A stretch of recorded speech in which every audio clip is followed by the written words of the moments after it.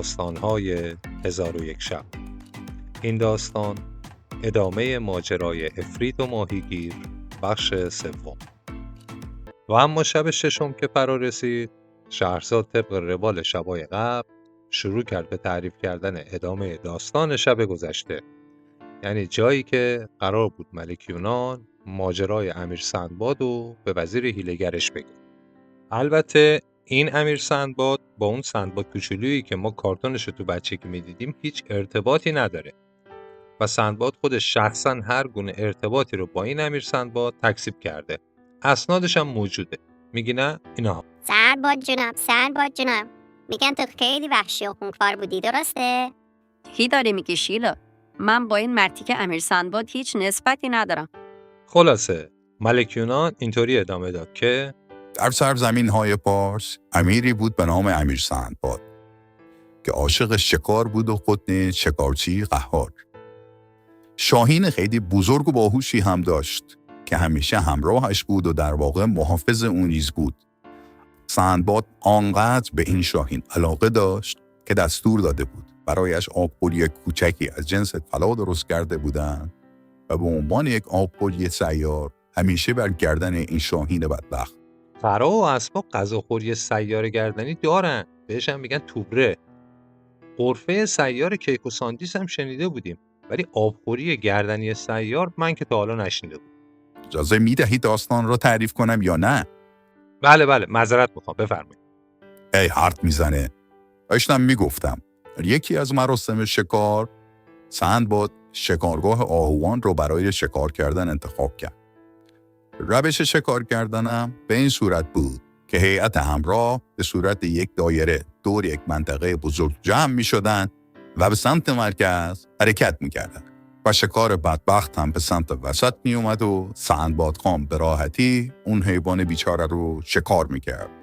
کلی هم توهم می زد که عجب شکارچی هستم من، اما این بار یک آهوی زبر و زرنگ و چابک و بینوا به نزدیکی جناب سندباد آمده بود، ولی اینقدر باهوش بود که هرچه قادر و قاطع و خیبر و آب گرم کن و اینجور چیزا سندبادخان به سمت اون پرت میکرد، جا خالی میداد و حسابی اون رو ضایع کرده بود. سندباد هم که خیلی جلوی اطرافیانش بی حیثیت شده بود با عصبانیت فریاد زد که این آهو از سمت هر کسی که فرار کند حکمش محاربه است و اعدامش میکند.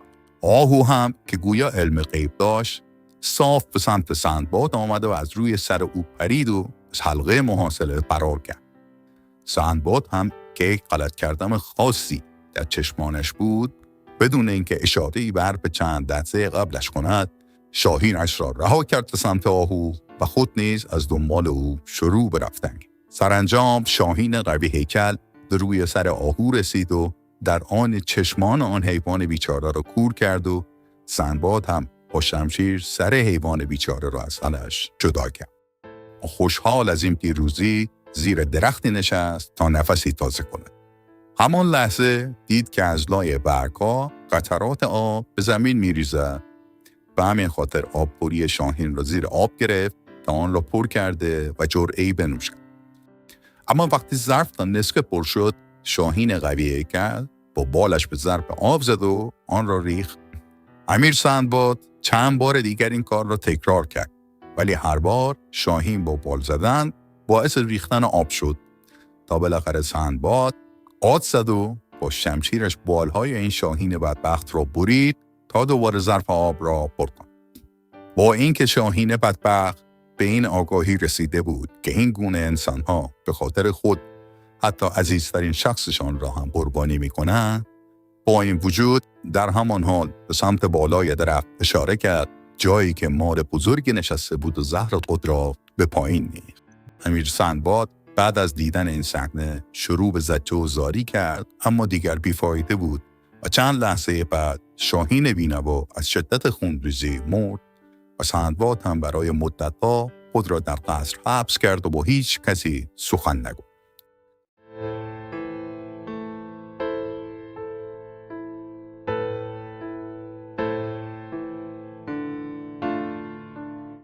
بعد از این داستان ملک یونان رو به وزیرش ادامه داد که حال تو نیز می‌خواهی من این حکیم بدبخت را که مرا معالجه کرده کتلت کنم و بعد همانند سندباد گوشه‌ای نشسته و زجه بزنم. درست است که تو رفیق گرمابه و گلستان منی و فعلا کسی بهتر از تو ندارم. ولی حسادت را کنار بگذار و الا مجبورم تو را نیز به صخر سعدآباد برای آبپنی اعزام نمایم. اما این وزیر خیلی وزه‌تر از این حرفا بود. با یه تغییر تاکتیک اینجوری ادامه داد که چه حسادتی قربانتان کردم. این آدم حکیم است. کارش چیز دیگری است. من نیز مسئول خالی کردن جیب مردم و هماهنگی سازمان‌های زیر مجموعه بیت هستم. از حسادتی در کار نیست. فقط هدف چاکر پند و نصیحتی بود که مبادا سرنوشت شما همانند وزیر و پسر پادشاه شود. ملک یونان رو به وزیرش گفت ملعون، اکنون چه نقشه‌ای در سر داری؟ داستان وزیر و پسر پادشاه دیگر چیست؟ وزیرم که متوجه شد مقصنیش داره جواب میده ادامه داد که یکی از پادشاهان پارس پسر یکی یک دانه‌ای داشت که از غذای روزگار از آن بچه خوشگل‌ها بود به نام شایان. این شایان خان عاشق شکار بود و همواره به دنبال این بود که با جمع کردن بر و بچ پنجشنبه جمعه ها به سمت عشق و حال برود. اما پدر جان هم که خودش ختم روزگار بود و در جوانی در مورد جوج و نوشابه بازی صاحب صبر بود، عاملا میدانست که داستان از چه قرار است و همیشه پاکار بود و شایان جان را تنها هیچ کجا نمیفرستاد. تا اینکه بالاخره یک روز که اوضاع احوال منطقه مقداری به هم ریخت و پادشاه درگیر مسائل حفظ نظام شد، برای اولین بار اجازه شکار رفتن را بدون حضور خودش برای پسر دردانش صادر کرد. ولی چون کشورش با مملکت افریتان هم مرز بود، وزیر اعظم خودش را نیز به همراه پسرش فرستاد رو او را توجیه کرد که باید به تمام حرفای وزیر گوش کند. بالاخره شایان خان و وزیر به نخچیر رفتند و روز اول به خاطر خستگی ترافیک جاده و کمبود وقت عملاً سوخت شد و خبری از شکار نبود. صبح روز دوم پسر پادشاه آهوی را در دوردست دید و به وزیر گفت که قصد شکار آن را دارد. وزیر از دور نگاهی به آهو کرد و 3 سوته یک استخاره سرپایی گرفت و به پسر پادشاه گفت مقبول نیفتاد. الاغرب ها وارد کمر شدند و بیخیال شو. ولی گل پسر پادشاه گوشش بدهکار نبود و گفت برو به دنبال بازیت، ما رفتیم. بعدم سوار اسبش شد و با سرعت به سمت آهو رفت. وزیر بیچارم که خوب میدونست اگه بلای سر گل پسر پادشاه بیاد پادشاه زنده زنده دفنش میکنه، از دور داد زد و گفت ای آمو، اگر رفتید و در باقالی‌ها گرفتار شدی، دعای مخصوص شبانه را فراموش نکن. اصلا اعتقادات فوران میکرده اون زمان لامصب. خلاصه که شایان و اسبش بود و آهو بود. بالاخره به دشت صاف رسیدن و یه دفعه آهو که جلوی اسب داشت میدوید از جلوی چشم شاه پسر ناپدید شد. فکر کنم وارد تونل‌های مقاومت شده بود. شایان خانم که همون موقع مغزش با باد معده‌اش وصلت کرد، حیرون داشت این ور اون ور رو نگاه میکرد که دید اوه یه دختر خوشگل و خوش‌هیکل چند صد متر جلوتر داره گریه میکنه. گل پسر پادشاه به نزدیکی دختر خانم رسید و ازش پرسید که نبینم خانومی به این خوشگلی غمگین باشه و گریه کنه. حیف اون چشای قشنگت نیست کس بشن. و خلاصه از این حرفا. دختر خانومم رو کرد به پسر پادشاه و گفت من دختره که از پادشاه هندم که با بابا جون و یه هیئت بزرگ اومده بودیم شکار و یه آهوی خوشگل دیدیم. من رفتم دنبالش ولی یه دفعه آهو غیب شد و وقتی پشت سرمو نگاه کردم دیدم نه بابایی مونده نه هیئتی. الانم توی این دشت تک و تنها موندم و گم شدم. میشه منو تا یه مسیری برسونی که اسبمو یا پدرمو پیدا کنم؟ شایان خانم از خدا خواسته دختر خانم رو سوار اسبش کرد و تخت گاز به سمت شرق رفت به امیدی که فک و فامیل این دختر رو پیدا کنه. یه مقداری که رفتن رسیدن به یه نهر آب و یه درخت و دختر رو به شایان گفت شایان جون یه ترمز اینجا بزن، یه آبی بخوریم و یه جیشی بزنیم و دوباره راه بیفتیم. اوکی؟ پسر پادشاه هم اسب و نگه داشت و دختر جوان به سمت نهر رفت و یه 2 مش آب به صورتش زد به محض اینکه آرایشش پاک شد تبدیل شد به یک غول بیشاقدم و شروع کرد به قهقه زدن و با نعره بلندی گفت دلبندان من، به پیش آیید که برایتان ناهار لاکچری آوردم.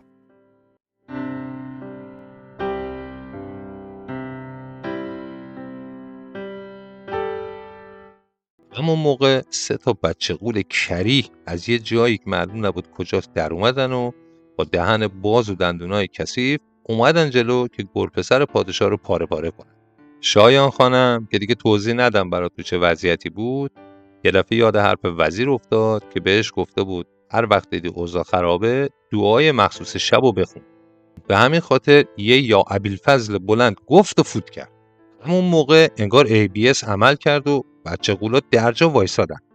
شایان هم که دید انگار داره جواب میده شروع کرد.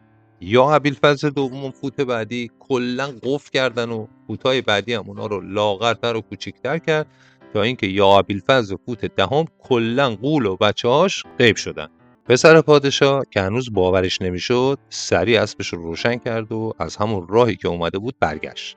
وسط راه دوباره رسید به وزیر پدرجان و وزیرم که با دیدن پسر پادشاه فهمید که سرش از باد رفتن نجات پیدا کرده شروع کرد به شکرگزاری و رو به شایان گفت آن چیزی که تو به شکل آهو میدیدی یک شبح بود که من به شکل واقعی اونو میدیدم و خدا رو شکر که صحیح و سالم برگشتی. داستان که به اینجا رسید وزیر ملک یونان رو به پادشاه ادامه داد که ماجرای شما هم مثل همین آهو میماند. شما این انسان را شکل یک دکتر کاربلد گوگولی مگولی میبینید، اما من میبینم که او بالاخره میسند پس یقه‌تان. بعد از این داستان وزیر که دید یکمی فکر پادشاه رو درگیر کرده فهمید که سوراخ دعا رو پیدا کرده و داره موفق میشه. پادشاه هم بعد از یکم فکر کردن رو به وزیر گفت و آنکه حرفهایت بیش از 90% مغز مرا سرویس نموده، اما باز نیز بیم آن را دارم که اگر حرفت را قبول کنم بلایی که سر آن بازرگانی که به خاطر حرف توتیش زن با وفایش را کشت آمد بر سر من نیز بیاید. بعدم ادامه داد که در زمانهای قبل بازرگانی بود بسی سرد و گرم چشیده روزگار و از قضا خیلی هم اوضاع مالی توپی داشت و خلاصه یک جورهایی با آن بالاها وضع بود. این بازرگان از بین تمام مال و اموال و بچه ها و فک و فامیل و تر و طایفه و همسرش حبیب خانم و یک توتی سخنگویی که داشت بیش از همه علاقمند بود. بالاخره روزی رسید که بازرگان به خاطر دست زدن به معامله های بزرگ مجبور بود به یک سفر طولانی برود. البته در اصل مشغول پیچاندن بود و می‌خواست به همراه بر و بچه برای ارشاد کردن به پاتایا برود. به همین خاطر توتی سخنگوی خود را به حبیب جان سپرد و سفرش را آغاز کرد. حبیب نزا هم که تنها شده بود خودش را با این توتی بلبل زبان سرگرم می‌کرد. برخلاف همیشه که ارباب‌های خانه عاشق کلفت و کنیزکانشان می‌شوند، این بار نوکر بازرگان که یک غلام سیاه بود بدجوری خاطرخواه حبیب خانم شده بود و حسابی رفته بود در کارش. هر موقع هم که برای نظافت می آمد حبیب خاتون محض احتیاط و تنها نبودن با نامحرم در خانه بدون توتی به منزل مادر خود می رفت. غلام سیاه هم وقتی در حال نظافت منزل و اتاق بود به زیر آواز می زد و آهنگ حبیبی حبیبی حبیبی نور العین رای خود می‌خواند و صفا می‌کرد. خلاصه که چند ماهی گذشت و ماهی 2 بار هم غلام برای نظافت به منزل می‌آمد و حبیبه نیز هر بار در آن زمان به منزل مادر خود می‌رفت. اثر بازرگان از سفر بازگشت و یک شب که با حبیب جان نشسته بودند و که گفت می‌کردند به یک بار توتی شروع کرد با صدای نکره‌ای مشابه با صدای غلام سیاه خواندن شعر حبیبی. بازرگان با شنیدن صدای نوکرش از زبان توتی مغزش شروع کرد به آنالیز کردن، ولی از شانس بد در یک مثبت و منفی اشتباه کرد و نتیجه آن شد بدگمان شدن به حبیب جان و کشیدن خنجر و زارت سینه حبیب خاتون را جرواجر کردن. پس از آن هم توتی را برداشت و غلام سیاه را که محرم خودش می‌دانست صدا کرد و سر گذاشت به بیابان. میانه های روز بعد آنها به درخت و نهری رسیدند و بازرگان تصمیم گرفت بر آنجا قدری بیاساید. اما به محض نشستن توتی نکبتش دوباره زیر آواز زد و شروع به خواندن شعر حبیبی کرد. بازرگان بینوا با شنیدن آواز توتی نتوانست بگه خودفاق غایت و از آن طرف هم غلامسیاه با شنیدن شعر خودش از زبان توزی در حال مزین کردن شلوارش بود که کمی خود را جمع جور کرد و با ترس و لرز از بازرگان پرسید: پرورم، شما که تازه از سفر اومده بودید، چی شد که اینقدر ناراحت و نالان زدید بیرون و نذاشید لااقل یه لقمه نون و آب با خودمون برداریم؟ بازرگان هم با دلی پردرد کل ماجرا را برای غلام خود تعریف کرد و غلام سیاه هم که کشته مرده مرحوم حبیبه بود شروع کرد به گریه‌زاری و کندن موی سر و چنگ زدن سر و صورت و خلاصه یک وضعی که بازرگان درد خودش یادش رفت و شروع کرد به نجات دادن غلام که داشت خودش رو جر می‌کرد. غلام هم خود را به روی پای بازرگان انداخت و گفت: ارباب، تو باید منو میزدی شتک میکردی. من اسکل عاشق حبیبه بودم. هر وقتم میومدم خونه رو نظافت کنم، زنت میرفت خونه مادرش و منم این آهنگ زهرماری رو میخوندم. توتی همینه یاد گرفته. الان تو رو خدا بزن منو شتک کن، شاید برم اون بالا مالا حبیبه رو ببینم. دمت گرم. بازرگان که با شنیدن این ماجرا فهمید بدجوری دچار اشتباه راهبردی گردیده است، توتی و غلام را همانجا رها کرد و خود به یک کشور ناشناخته رفت و خود را گم و گور کرد و آخر سر هم معلوم نشد چه بلایی بر سر او آمد.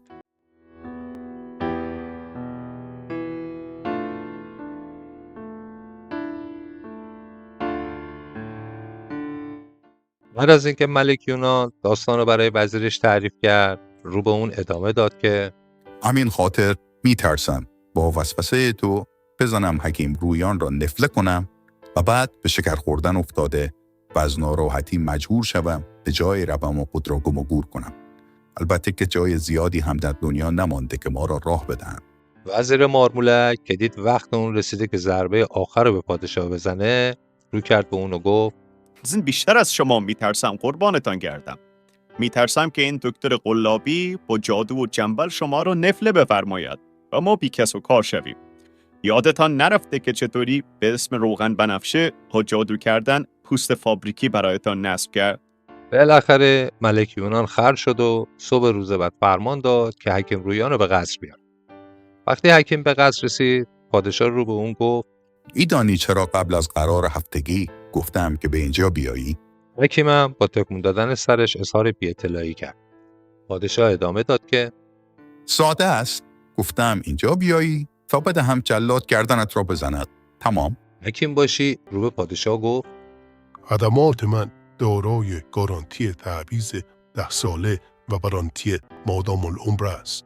اگر اشکالی در آن می‌بینی بگو تا برایت تعویضش کنند.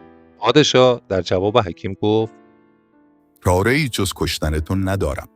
اگر من تو را نکشم حتما تو منو میکشی بله.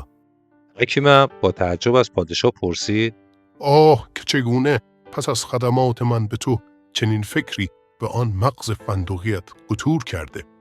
ملک یونان هم در جواب گفت: به نظرم که تو فقط جاسوس بیگانه و عامل نفوذی هستی که دشمن تو را ارسال کرده و تازه خبر دارم که پول و پله من را بین اراذل و اوباش تقسیم کردی تا هر وقت لازم شد آنها را برای تظاهرات بر علیه من فراخوانی.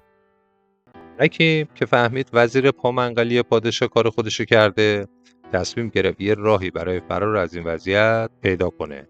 به همین خاطر رو به پادشاه گفت: حال که قصد کردی چهره کریه و واقعی خود را بر همگان آشکار سازی، مرا رخصتی ده تا به منزل رفته وصیت خود را تنظیم نمایم و کتابی بس ارزنده را برایت برمغان بیاورم. پادشاه حولم پرسید: چه کتابی؟ در چه موردی است؟ حکیم ادامه داد که این کتاب همان وارانتی مادام العمری است که بر تو روا داشتم. وقتی سر از تن من جدا نمودی، آن را در ظرف برورینی بگذار و نزد خود نگاه دار. هرگاه مشکلی داشتی سر بریده را جلوی خود بگذار و چند سطر از آن کتاب را مطالعه کن تا سر بریده و حرف آید و به تمام سوالات تو پاسخ دهد. پادشاه هم که مثل بقیه اینجور حاکما مغزشون موقع آفرینش به خاطر کمی وقت به جای که تو سرشون گذاشته بشه به زیر شکمشون منتقل شده، بدون اینکه فکر کنه چرا باید کسی که قراره گردنشو بزنه یه همچین هدیه‌ای بهش بده، قبول کرد و حکیمو با 2 مأمور لباس شخصی فرستاد خونه‌اش تا هم وصیتشو بنویسه و هم کتابو برای اون بیاره. حکیم رویان 2 روز تموم پشت درای بسته تو خونه‌اش بود و به کاراش رسید.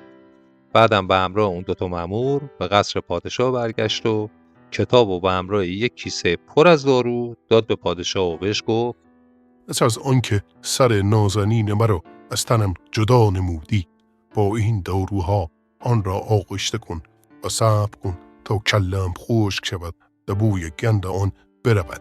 سپس آن را در ظرفی بگذار و در روبروی خود قرار ده و چند سطر از این کتاب را بخوان و سپس سوالات خود را یک به یک مطرح نما.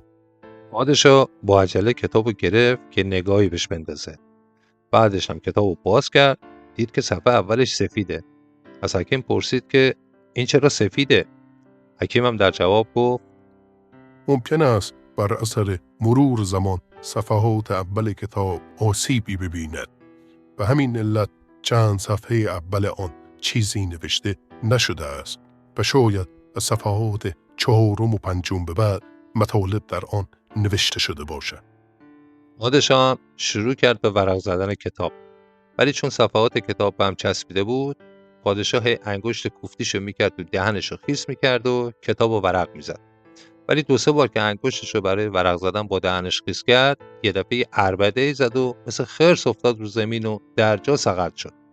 حکیم رویانم خوشحال از این پیروزی بالای سر پادشاه وایساد و گفت مردک ابله کوته فکر، گمان کرده‌ای میگذارم پس از لطفی که من بر تو روا داشتم به راحتی جان مرا بگیری. کتاب را در این روز به زهری بی درمان آغشته کردم تا جانت را از انتهایت خارج نمایم. درست همین جا بود که طبق روال شب‌های قبل شهرباز از خستگی به خواب رفت و شهرزاد در انتهای شب 6 هم سر به تیغ جلاد نسپرد. ادامه داستان 1001 شب را در شب 7 دنبال کنید. بدرود.